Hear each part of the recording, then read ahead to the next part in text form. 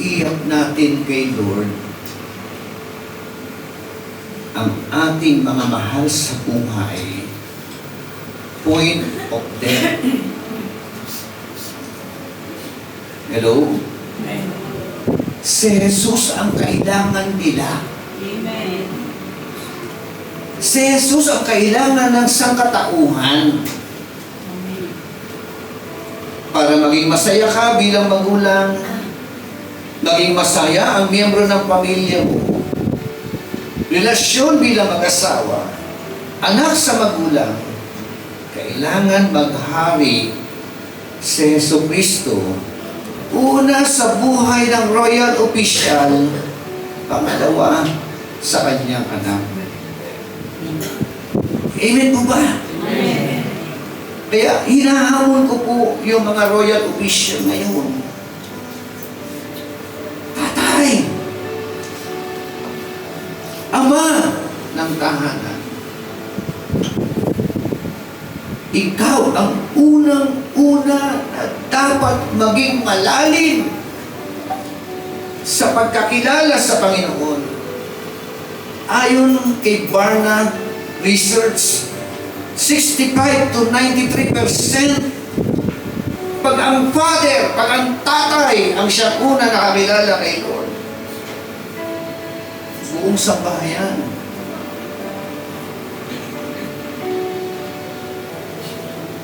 Kaya mapalad tayo, no? Maraming mga kalalakihan dito sa Agape. Palakpakan natin yung mga tatay. Hallelujah.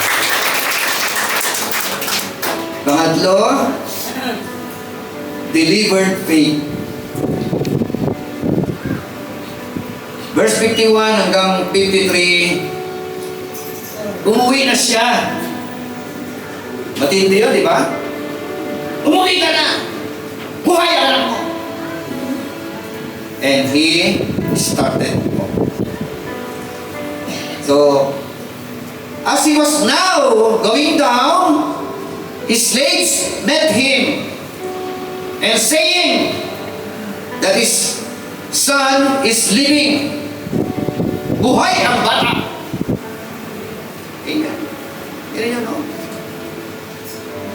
Kaya ang unang-unang nananalangin in behalf of your family, tatay. Amen? Ang unang-unang nagbebeg, no, to the Lord in behalf of His family is all about the Father. Amen? So, sabi roon, pag uwi niya, nakasalubong niya yung kanyang alipin. At ang sabi ng kanyang alipin, buhay ang anak niyo. Nagulat siya. Kasi ang inaasahan niya pag-uwi niya, meron ng ilaw. Maliwanag na ang bahay. Pero sa pagsalubong sa kanya, good news. Amen po ba? Amen. Di ba mabuting balita yan? Napakabuting balita po niyan. Yung anak mo dating patay, nabuhay. Diyos. Yung anak mo dating drug addict, ngayon Jesus is Lord na. Dati, drug Lord ang kanyang Lord. Amen po ba? Amen. Patay dati! Nabuhay. Good news. Amen. At sino po ang unang magiging masaya?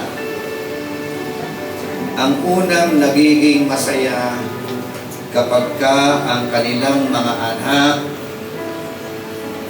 ay napapagpala magulang.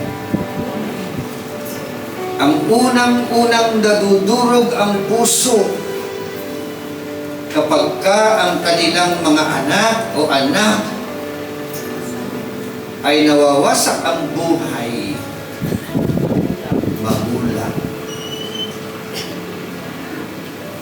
Amen. Kaya kayo mga anak, Ilang beses na ba nadurog ang puso ng inyong mga magulang dahil sa inyong kalapastanganan?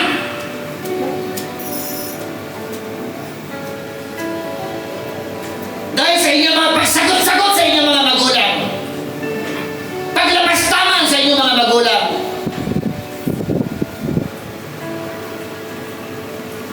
pagdurog sa puso. Makita ka lang na naghihirap ng iyong magulang, durog na ang puso.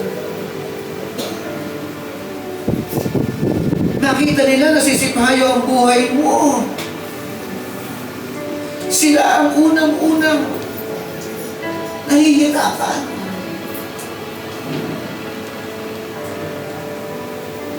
Amen? Ganun ang magulang. Hindi dapat nilalapastangan. Pagkus, minamahal. At ipinaparamdam ang pagmamahal hanggat buhay. Hanggat malakas. Amen? Amen. So he inquired of them the hour when he began to get better.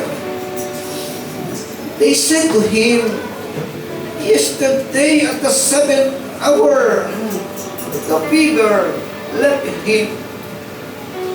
He inquired, nabusisa siya. Anong oras? Kailan? Praise the Lord, buhay. Sabi sa Tagalog, alauna ng hapon.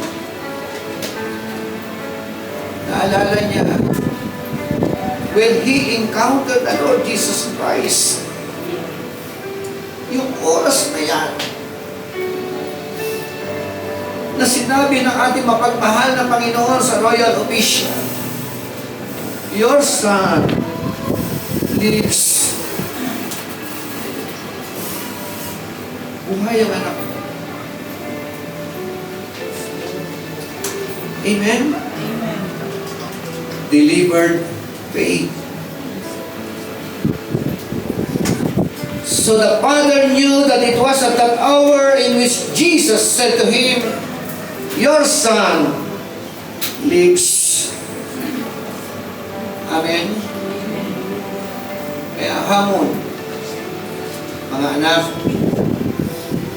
ulit-ulit ko pala, sa totoo lang, ilang panahon na lamang ninyo makakasama ang inyong mga magulang.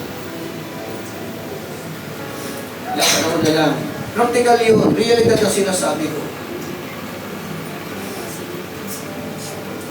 Kailan ninyo ipapadama ang inyong pagmamahal sa Kanya?